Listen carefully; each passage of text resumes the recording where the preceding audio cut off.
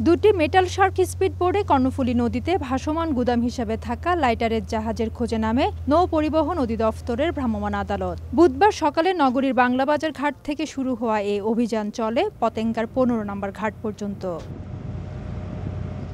এই সময় নদীতে নোঙর করা লাইটারের জাহাজগুলোর আমদানিকৃত পণ্য ও নৌযানগুলোর কাগজ যাচাই বাছাই করেন নির্বাহী ম্যাজিস্ট্রেট। এতে অসঙ্গতি ও অনিয়ম পাওয়ায় 4টি জাহাজকে 1,35,000 টাকা জরিমানা করে ভ্রাম্যমাণ আদালত। খাদ্যশস্য এবং ভোজ্য তেলের যে লাইটার ভেসেলগুলো পাচ্ছি সেগুলি যেন একটি নির্দিষ্ট সময়ের মধ্যে এখান থেকে চলে যায়, তাদের গন্তব্যে চলে যায়, তার জন্যই আসলে তাদেরকে সচেতন করা এবং তাগিদ প্রদান করার জন্য এসেছি। নৌযান এবং নাবিকদের সেফটি এবং সিকিউরিটি এনশিওর করার ক্ষেত্রে যেগুলো ডিফিসিয়েন্সি ছিল, ত্রুটি ছিল, ত্রুটি বিচ্যুতি ছিল, সেগুলো দ্রুত দূর করার জন্য নির্দেশ দেওয়া হয়েছে। নৌ পরিবহন অধিদপ্তর জানায় মাদার ভেসেল থেকে পণ্য নিয়ে 72 ঘন্টার মধ্যে বন্দর এলাকা ত্যাগের নির্দেশ থাকলেও বাজারে কৃত্রিম সংকট সৃষ্টি করতে নদীকে গুদাম হিসাবে ব্যবহার করছিল একটি চক্র।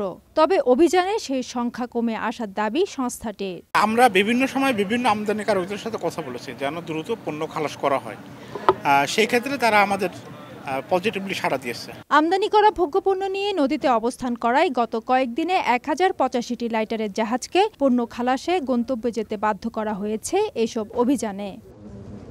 ফেরদৌস লিপি, সময় সংবাদ, চট্টগ্রাম।